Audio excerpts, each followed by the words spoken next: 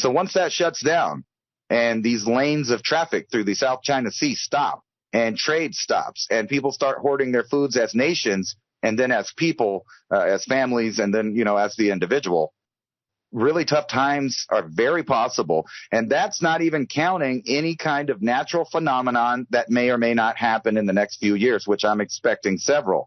So we're getting into a situation where the idea of mass starvation is a real possibility, at least mass malnutrition, if nothing else.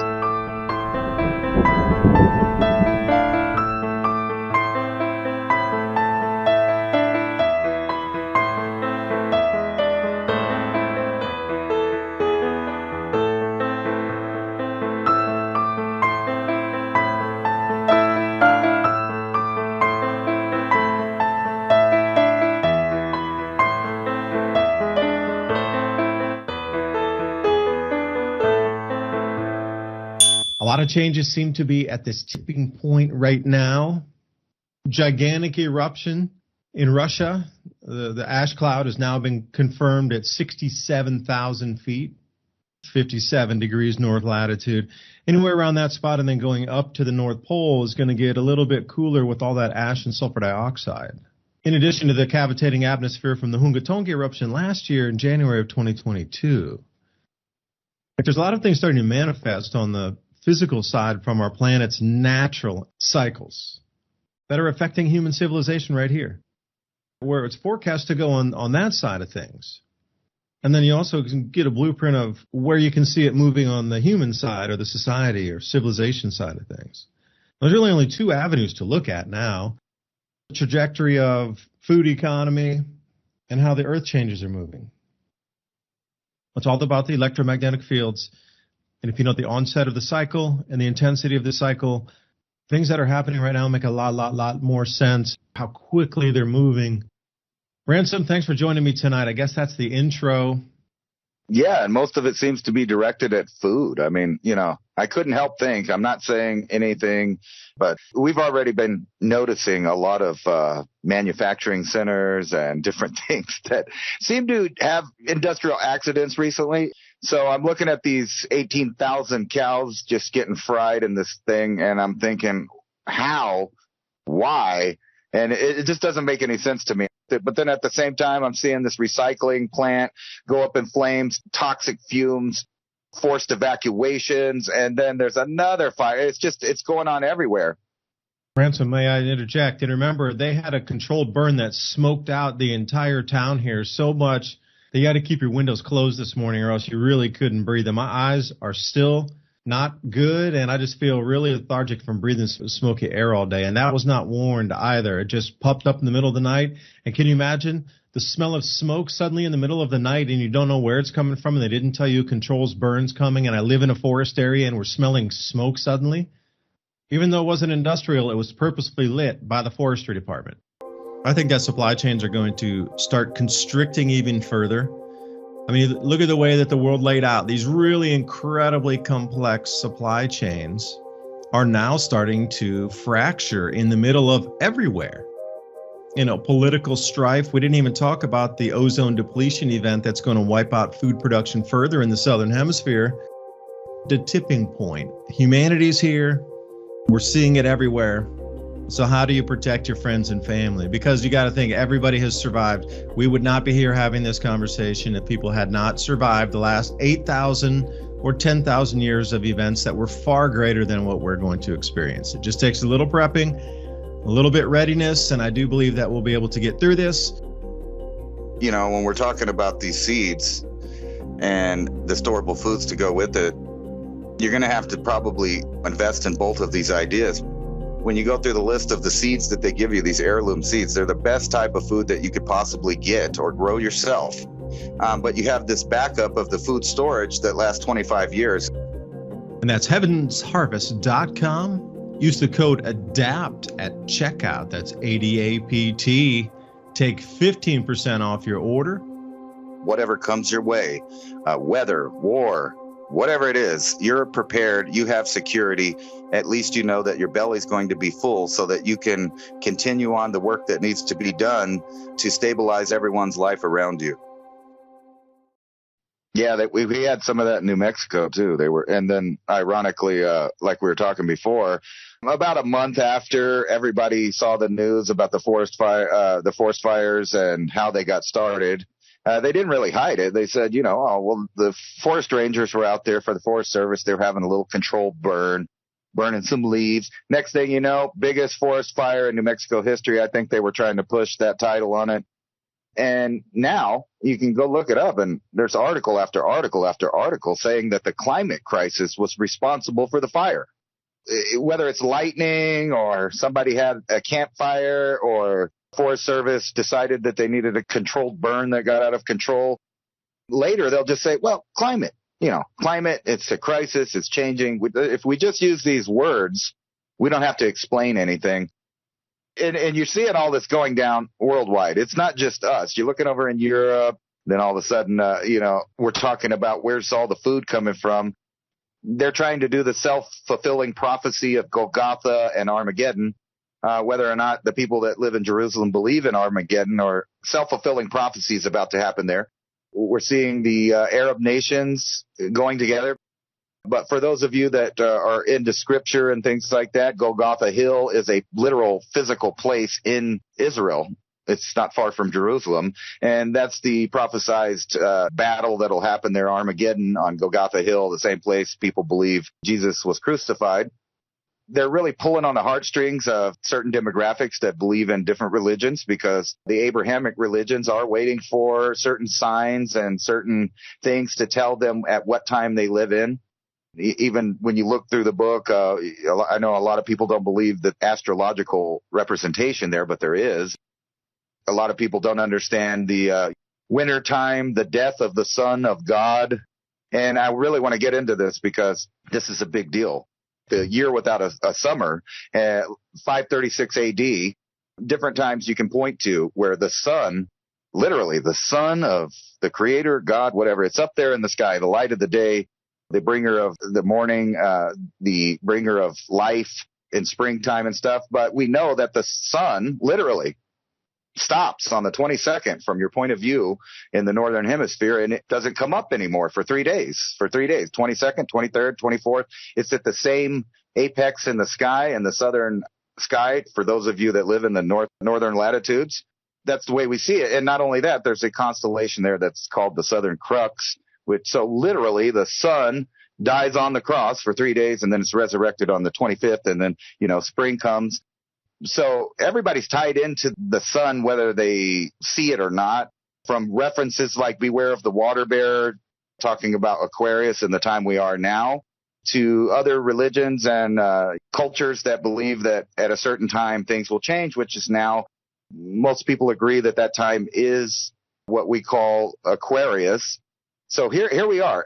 And the idea that the sun may not be giving us the life-giving rays that it's always given us for a month, for 2 months. It depends on what we're talking about, because this solar maximum is really not so max right now. The sun's pretty quiet. So this is turning out to be a dud of a maximum. So what do you think that means going forward here when it goes back into the minimum, the smaller minimum during the grand solar minimum?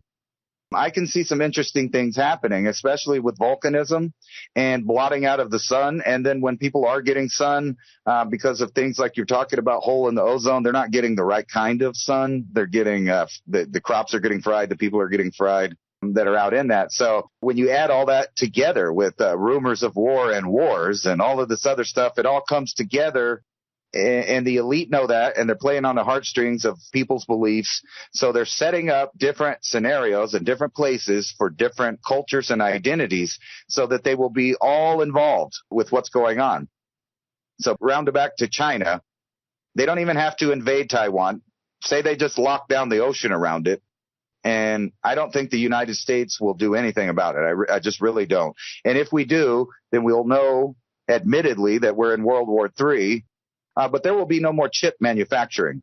So this will be a reason for the entire world to have problems with their economies, their technologies, etc. And most of the world's technologies, let's face it, are involved in the distribution of goods worldwide. So once that shuts down, and these lanes of traffic through the South China Sea stop, and trade stops, and people start hoarding their foods as nations, and then as people, as families, and then, as the individual. Really tough times are very possible. And that's not even counting any kind of natural phenomenon that may or may not happen in the next few years, which I'm expecting several.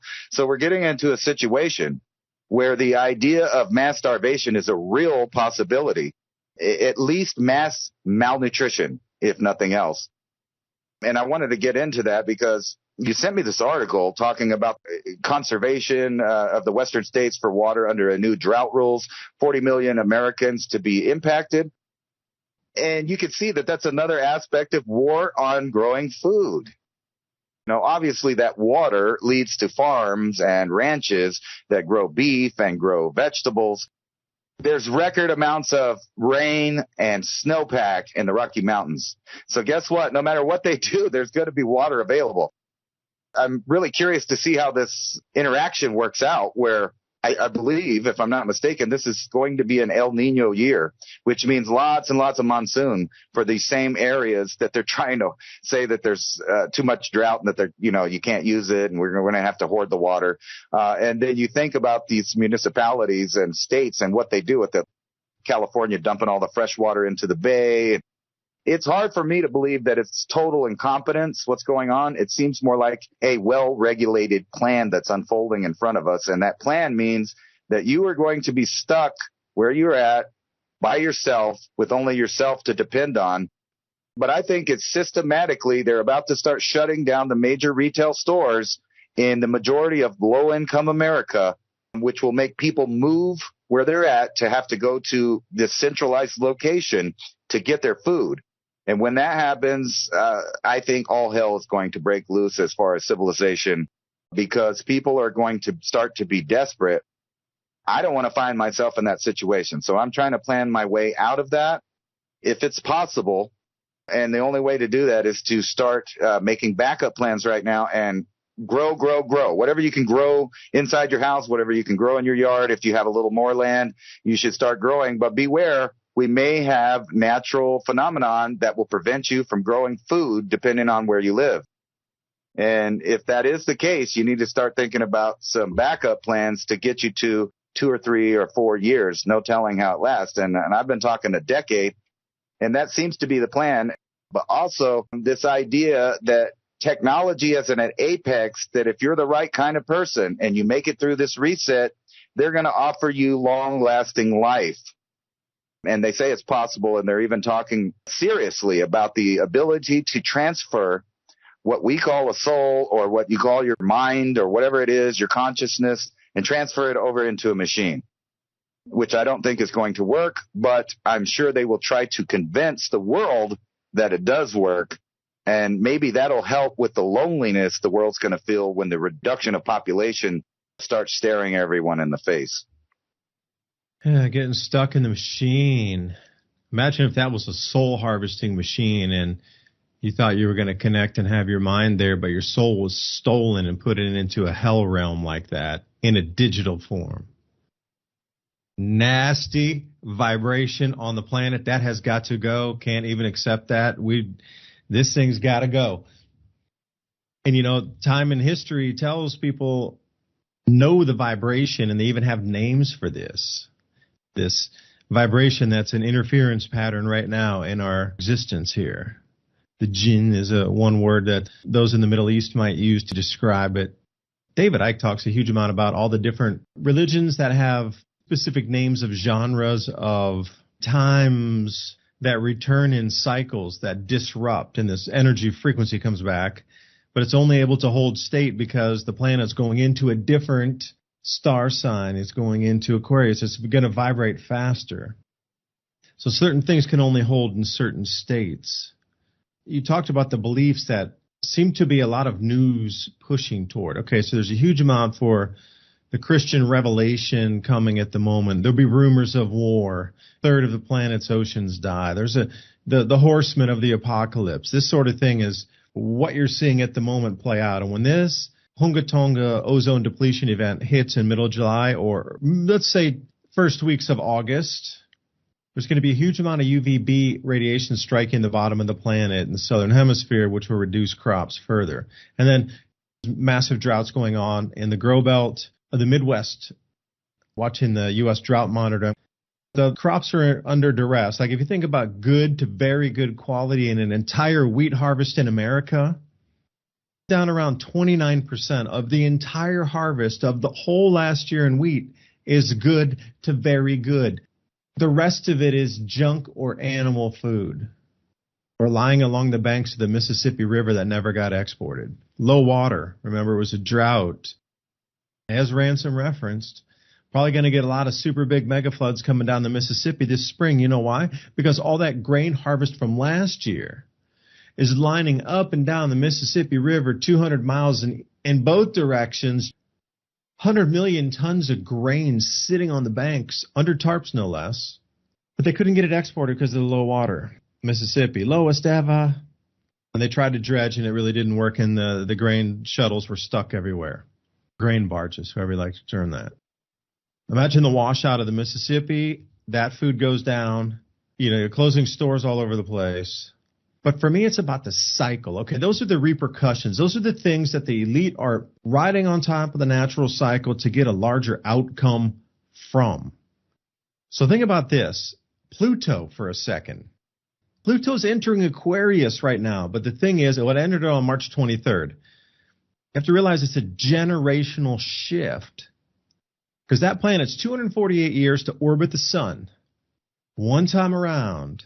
And it can stay in the zodiac 20, 30 years. It's in its sign, and it's been in Capricorn since 2008. But again, Pluto's death and rebirth and transformation, is it not? But as coming into Aquarius, whatever it touches, the shadows, reveal something, revealing of systems, revealing of financial, revealing of what you consider ingrained institutions. Like you're able to see through that veil. We had the Hunkatong eruption, which added 10% more moisture in the Earth's atmosphere in a single one day. We added 10% more moisture to the atmosphere after that eruption. Well, down in Fort Lauderdale, they broke the old rain record by 10 times in Florida. And then you're seeing the massive snow dumps. The water's in the atmosphere now. So this is interesting because you were talking to China for a second.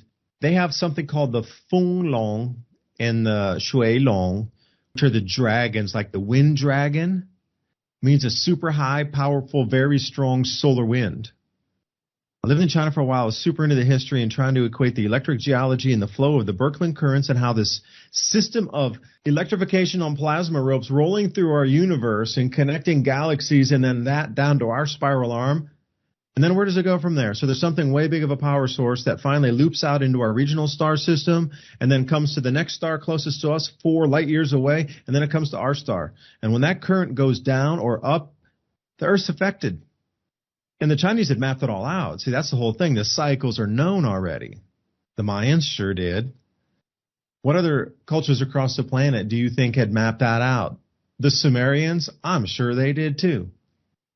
Aboriginals? Obviously. It's the longest of the peoples. They for sure knew these cycles.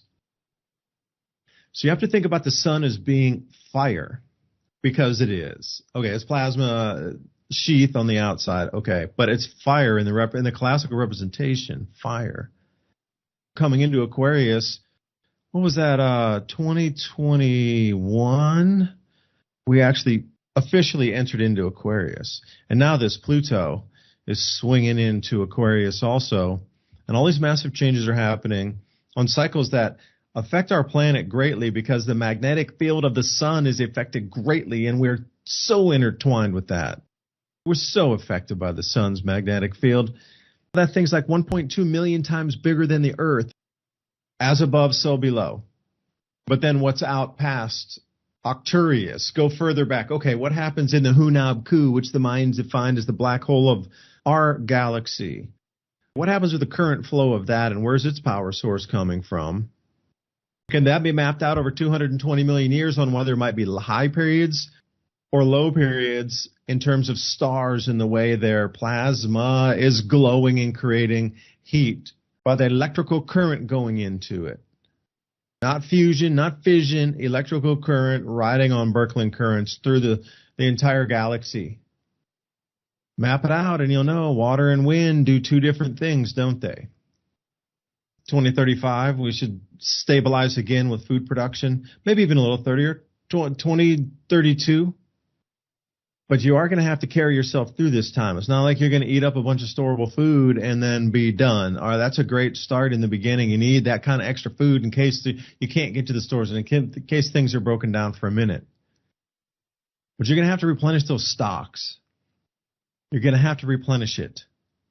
And hunting won't be an option because everybody's going to be hunting. So then you're brought down, you're going to raise your own animals again, whether it be rabbits or quail or chicken or sheep or whatever.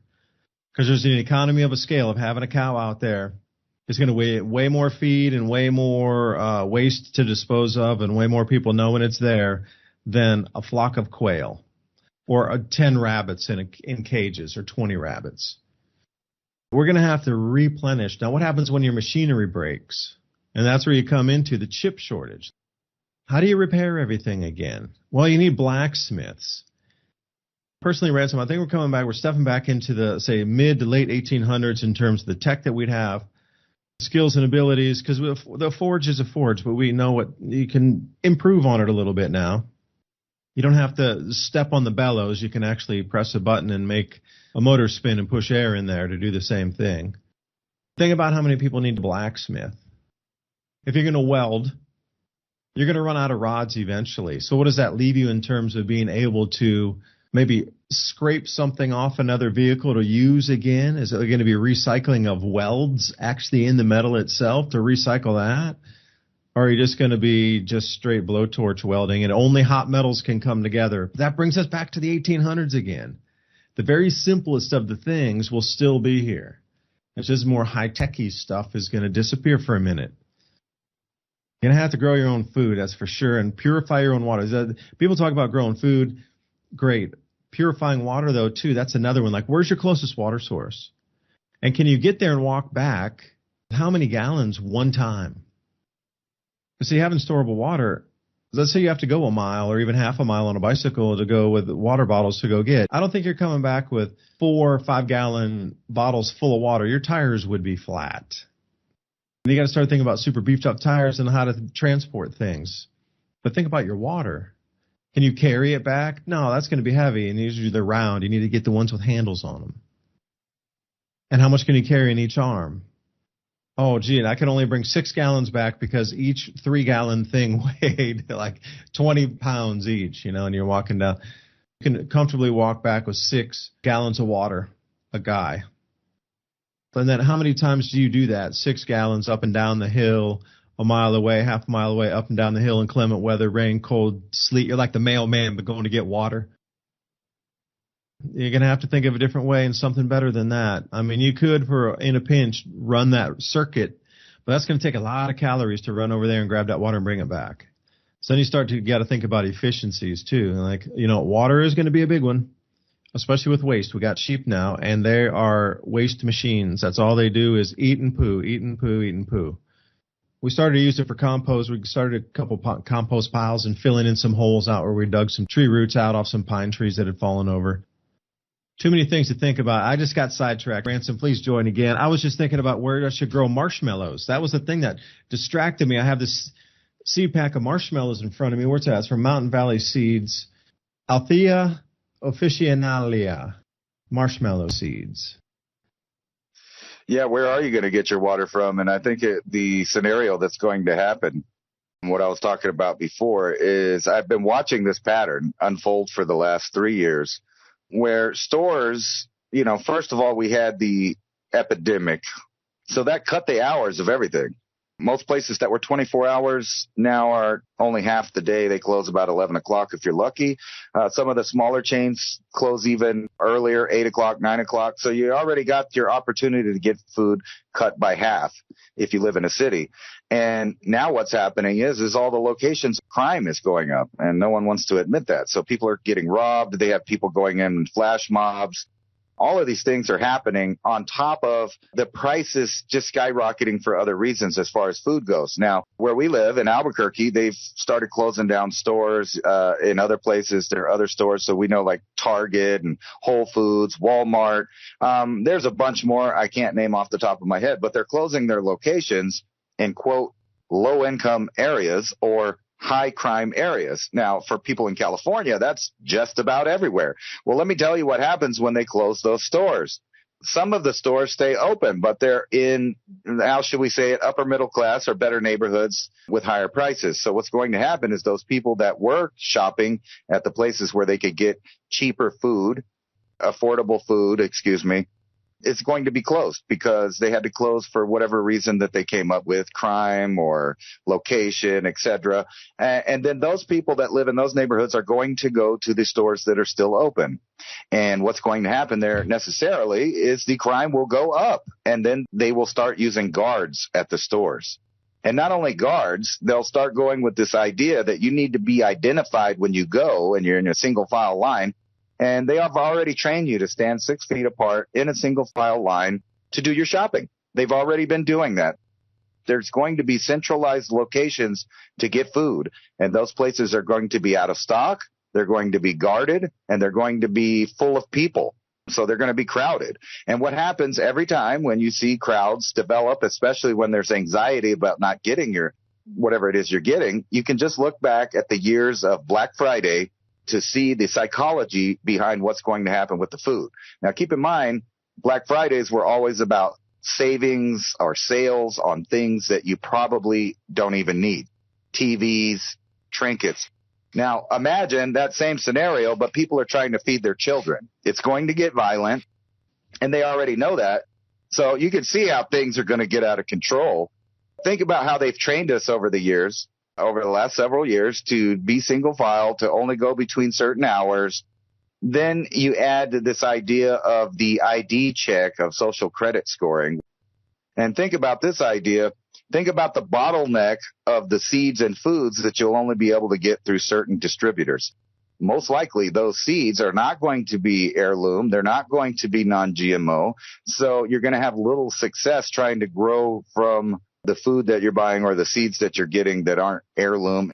And as you allude to all the time with the vibration of what's going on around the world, they are attempting to alter our very soul and the way that we vibrate on the planet. That's a perfect assessment, Like, think about how it all went down. Okay, the grand solar minimum starting somewhere around 2015. It was starting. That's when I picked it up. I was starting to see it. 2016, 17, there were a lot more signs. Okay, things seemed to be, but it wasn't really like a super gigantic jump until like 2018. And then it was significantly larger, and in terms of everything from freezes to snowstorms to wind speeds and, wave heights and everything that you can think of was just incredibly amplified.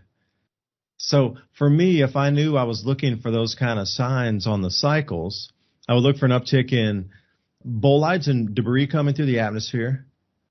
I would look at the number of earthquakes and volcanoes and eruptions in terms of whatever the seismicity. But then also the number of cold events, because you already know that the cycle's coming inbound, and these are going to be the things that will be disrupted atmospheric flows from the jet streams and the cloud cells not going in the right places and colliding in on each other and like raining out, like rivers from the sky, literally is what we just saw over Fort Lauderdale. That was the best example of a river from the sky dumping 25 inches in 7 hours. I don't even know if you could breathe in that. Think about that for a second. That is the heaviest rainstorm you have probably ever been in your life, and triple or quadruple it for 7 straight hours. So you're going to look for these. Okay, well, that's another anecdotal piece of, okay, well, I know the cycle is inbound. This sort of thing was happening, extremes 2018 and 19. And, if I was an elitist, I'm just saying if I were, I was, all right, well, it's definitely go time, because 2015 they were looking for markers moving forward in time that would vindicate that or show that, verify it. And then the uptick hit in 2018, and then suddenly the repo crisis in 2019, the second repo crisis.